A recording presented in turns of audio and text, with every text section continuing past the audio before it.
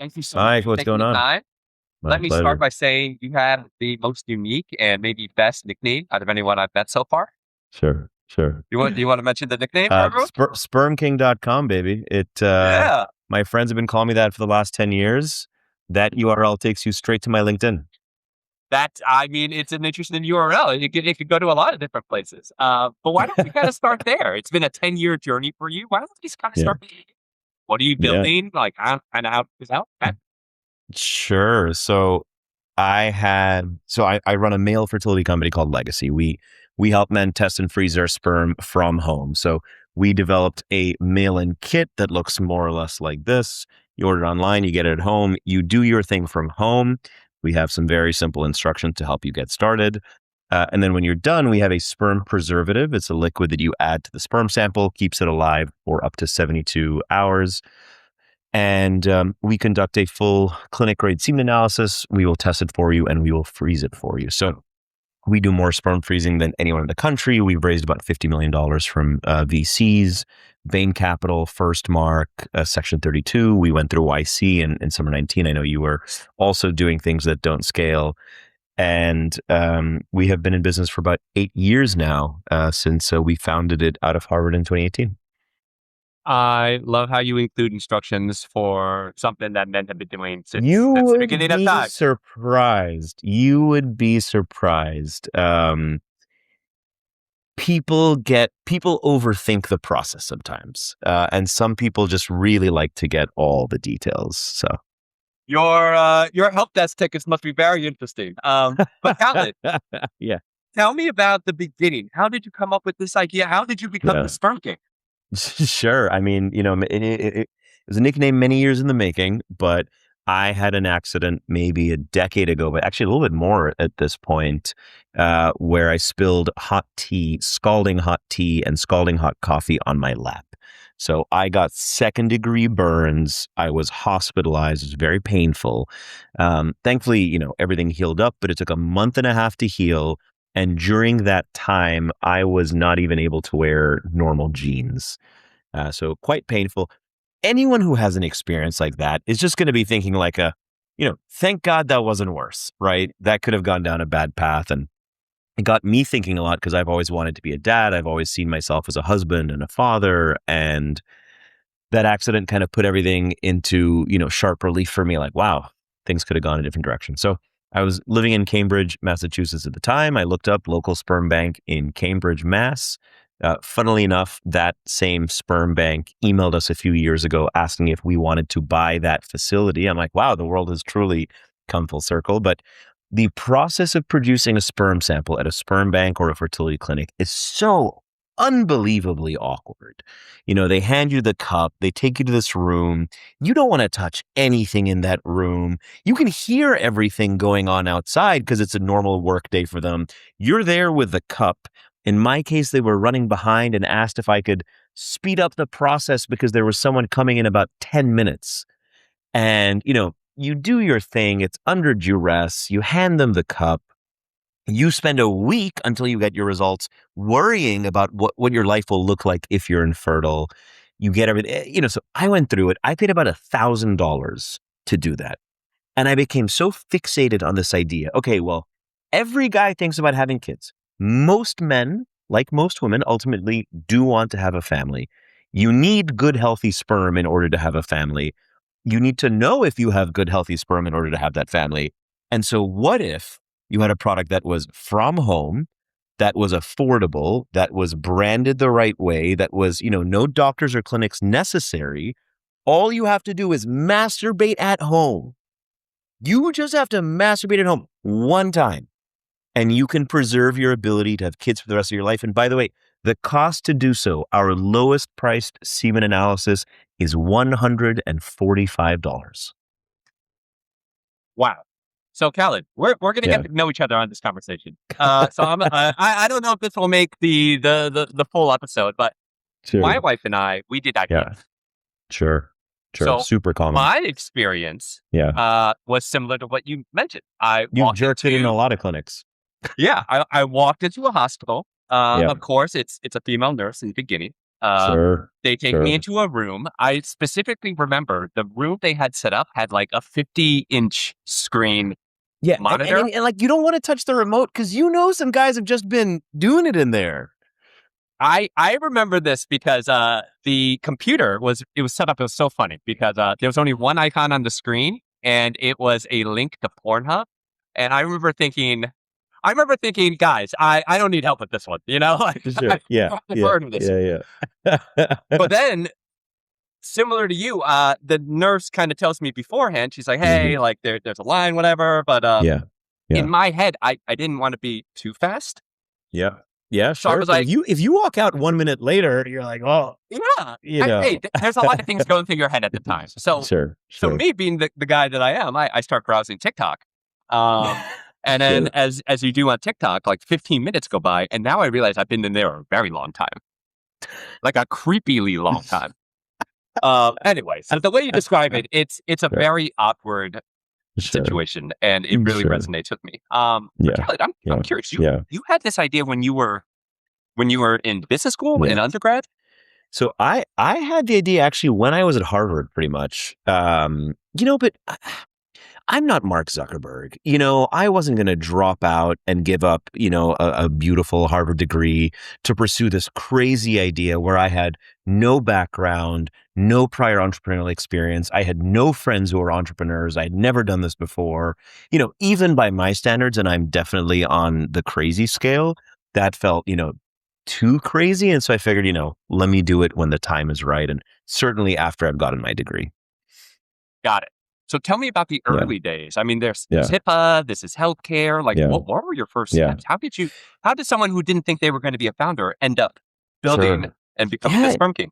I always find it interesting. I meet a lot of people these days who are wannabe founders in search of a company to start.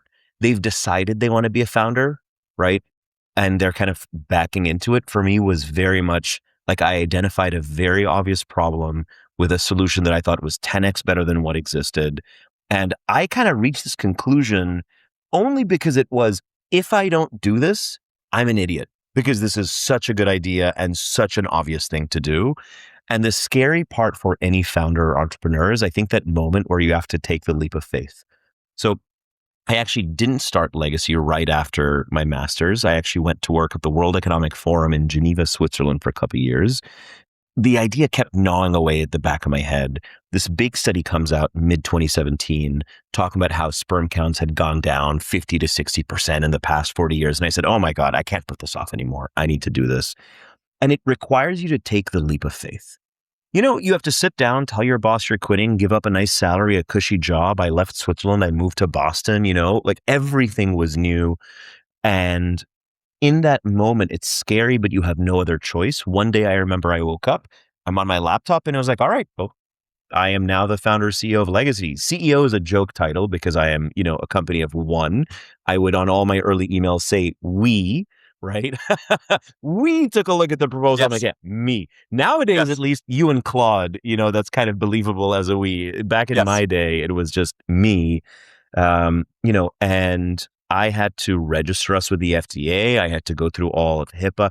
I had spent years kind of taking training modules around sperm. I wasn't that worried about it, but I had to fly all over the world building out an advisory board.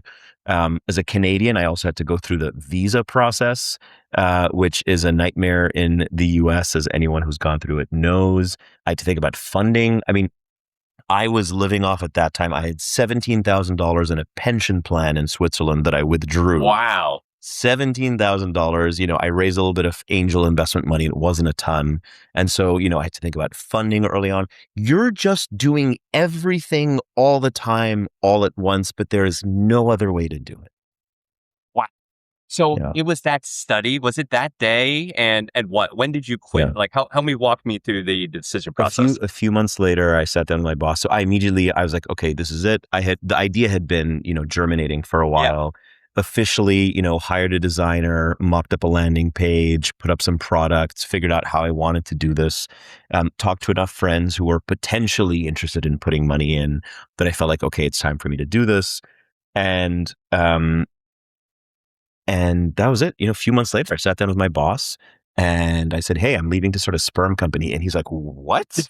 I'm like, yeah, don't worry about it. And Yeah. he's like, he's a wonderful, wonderful Yes. person. I think after the initial shock wore off, he was very supportive.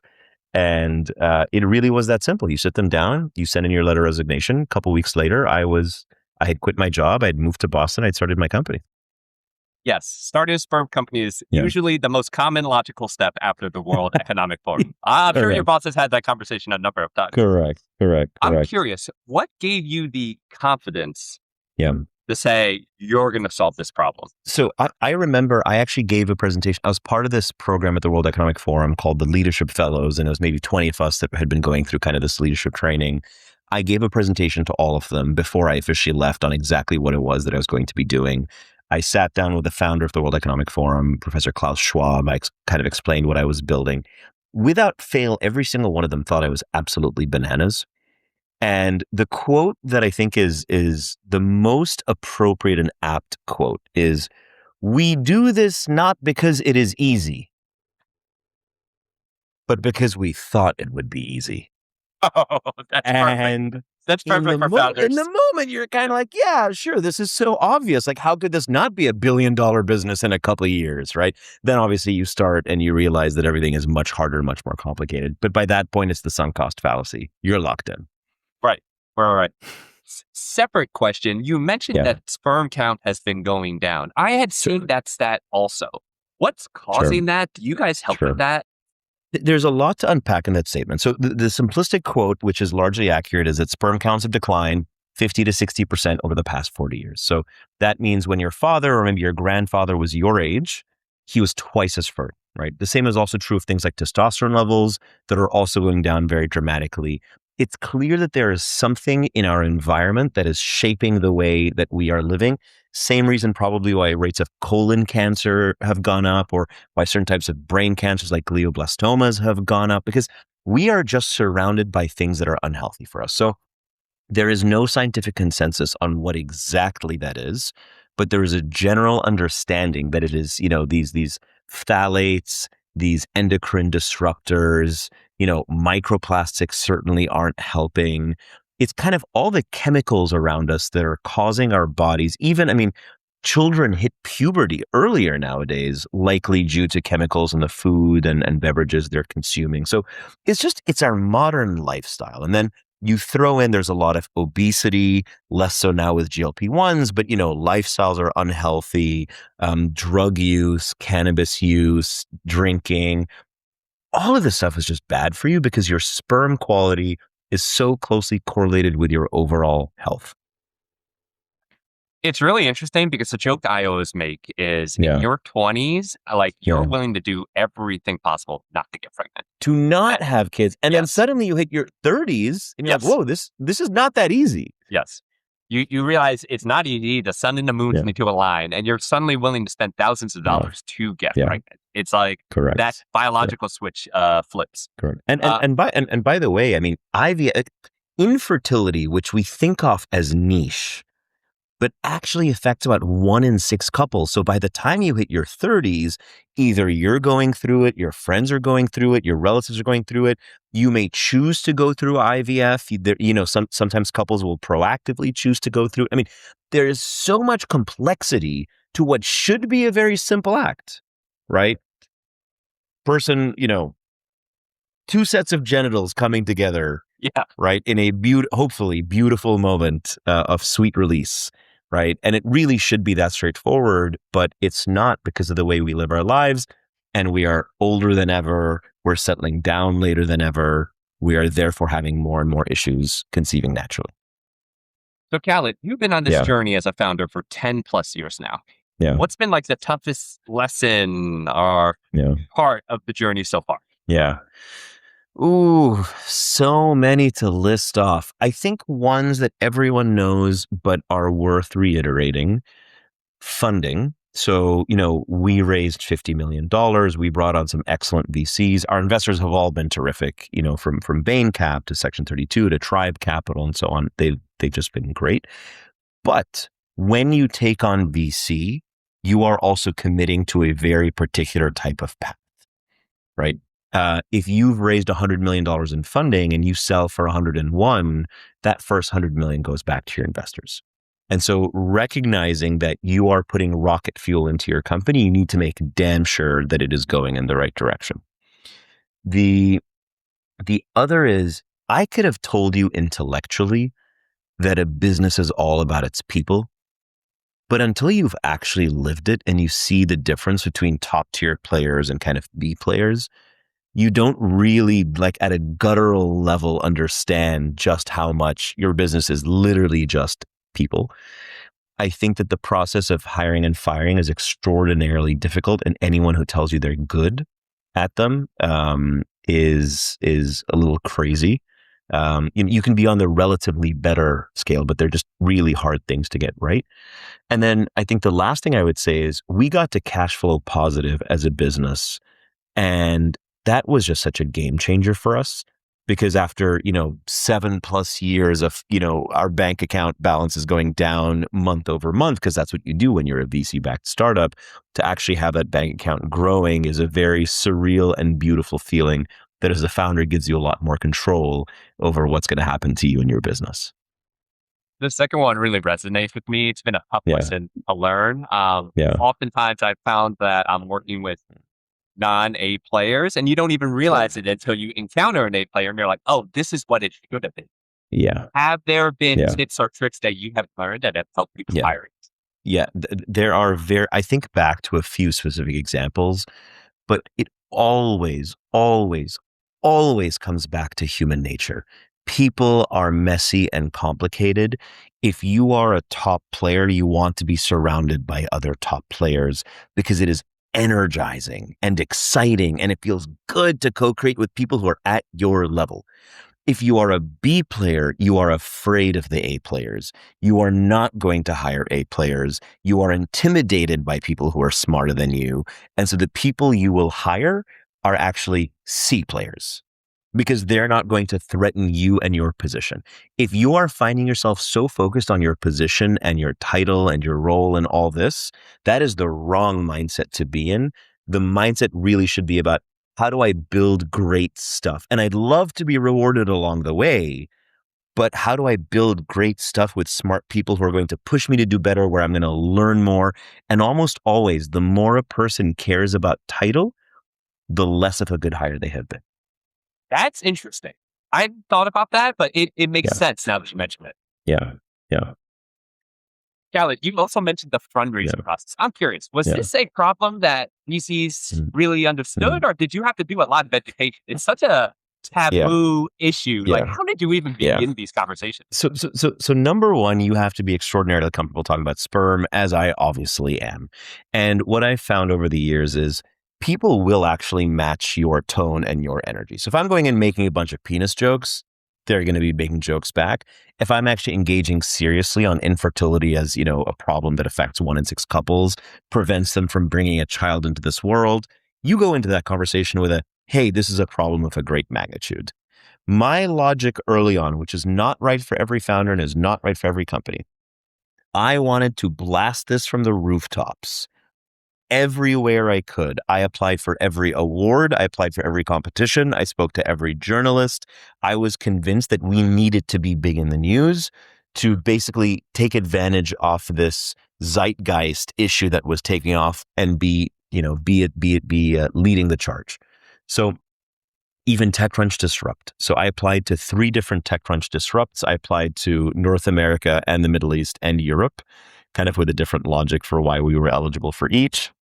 We got accepted to TechCrunch Disrupt in Berlin, in Europe. We pitched. We won TechCrunch Disrupt. We have, the big oversized novelty $50,000 checks that we got. But I did all of that early on because I knew that this had a really interesting potential hook. And I'll talk about YC in a second. But I knew that if we can just get in front of people, you can hook their attention. And in fact, what happened was the TechCrunch homepage the next day was just images of sperm. They went to town on it, because every journalist knows this stuff gets clicks. And so I followed the same approach when we went into YC. So at demo day, this is at the time, I think there were about 180 companies in our batch, summer 19. And I'm sitting there thinking, all right, we all have either 2 or 3 minutes to present. If I'm an investor, right, I'm seeing aerospace, agriculture, biotech, B2B SaaS. How are you keeping any of it straight in your head? It's all just going to be one big blur. And so I said, I did something that the YC partners do not recommend, and for a good reason. I got up there and I made a masturbation joke. They always say, don't try to What be was the funny. joke? I'm like, Oh, now I need to hear it. So I basically put up 2 photos on the screen. One was an old black leather couch that every guy knows what that is. Okay. The other was our beautiful, elegant legacy kit. And it was something along the following lines, which was, today a man who wants to freeze his sperm has to go to a clinic and masturbate at the clinic. And I showed that photo of the old leather couch. But we know that men love masturbating at home. And I put up a photo of the big legacy kit, and now you can. And everyone erupted in laughter. Paul Graham himself was like, oh my God, did one of my companies just say that? But what happened is, at the end of demo day, there was a circle of investors who came around me. I think we raised, $3.5 million, which was actually a pretty healthy seed round at the time. And I really attribute a big chunk of that to being bold and putting ourselves out there and grabbing investors by the attention. Yeah, and being memorable. That makes sense. Yeah. I'm curious. Yeah. One of the things I've struggled with is, honestly, it's imposter syndrome, right? Like, sounds like you were out there talking to everyone, screaming the name and the mission from the rafters. Is that something you dealt with? How did you feel ready when you were so early? I am the worst person to talk about imposter syndrome. Not because I don't, have. I am reminded I'm talking to the Sperm King. So yes, there's a bit of confidence that comes with that nickname. I will tell you what I just genuinely believe about the world.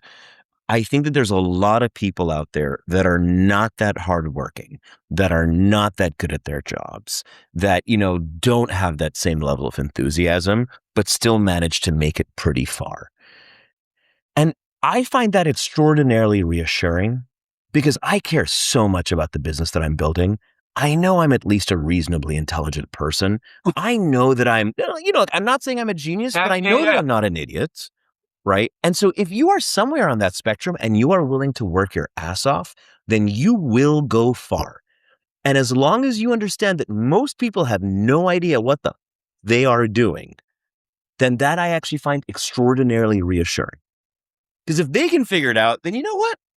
I believe that I can figure it out too, even if I feel like an idiot along the way and I have no sense of shame. I have a very high willingness to look stupid, and I have a very high willingness to just keep doing things until I get it right, with the trust that I will eventually figure it out. So that's why imposter syndrome hasn't been a huge issue, not because I'm particularly competent, but just because I trust that I will figure it out eventually. If I'm willing to look stupid and learn along the way and iterate and eventually get there. Right. It's less about who we are right now and more about the confidence and the trust that we'll get there eventually. Every multi-billion-dollar business I knew even then was once where I was in that moment. Every massive success started as, maybe one person, 3 people, whatever, working on a very small product. So, I find that reassuring. No, that makes a lot of sense. You've been super generous with your time. 2 quick last questions. Shoot. Being a founder is a crazy job. A lot of ups, a lot of downs. Do you have any hacks? What do you do to help you stay sane? Yes. I have a life mantra that, take it for what it's worth. Sleep well and hydrate. That's it. I sleep 8 hours a night. I have my entire adult life. And I hydrate. That's I could go on and wax lyrical. I think someone like Brian Johnson is fascinating because they take this to the logical extreme. By the way, the second person who has tested their sperm the most in the world after me is Brian Johnson. Okay. But he has really, measured everything. But if you look at his ultimate takeaways, what does it need? What do you need to be happy in life? Eat reasonably well, sleep reasonably well, call your friends, tell your family you love them, have some close connections. Like that gets you 80% of the way there. So to me, if I get 8 hours of sleep and I'm, eating and drinking decently well, I'm already on a decent path for the day. And that's how I stay emotionally stable. Stable is a strong statement, but You know, it's so funny. It really does come Yeah. down to the basics, right? Like other people can talk about supplements and this and that, Sure. but Sure. if you're sleeping, if you're comfortable, if you have friends and family, like you're probably pretty close to where you need to be. The healthiest and smartest I have ever felt was there was a 2-3 month period where I slept at the same time every day. I woke up at the same time every day. I didn't drink for that entire period. I just focused on eating really healthy. I didn't really go out very much. That got me to a really good place. And it just kind of underscored to me, you don't need the supplements and all that stuff because your body is designed to take care of itself. Got it. Well, Khaled, last question. Shoot. For anyone that's listening to this, for anyone that's reading this, like how Mhm. can they help you? How can they help Legacy? What do you Ooh. guys need? What's your big spot I right now? will say this. If you are a person with sperm, you should be thinking about testing it. I think it's really valuable to understand where you're at. We just launched a really cool product called Sperm Insights.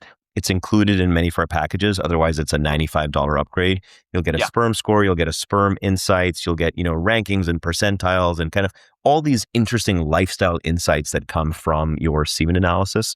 If you ever want to have children and you think there's a million things that could go wrong, Yep. consider freezing your sperm. We've done that.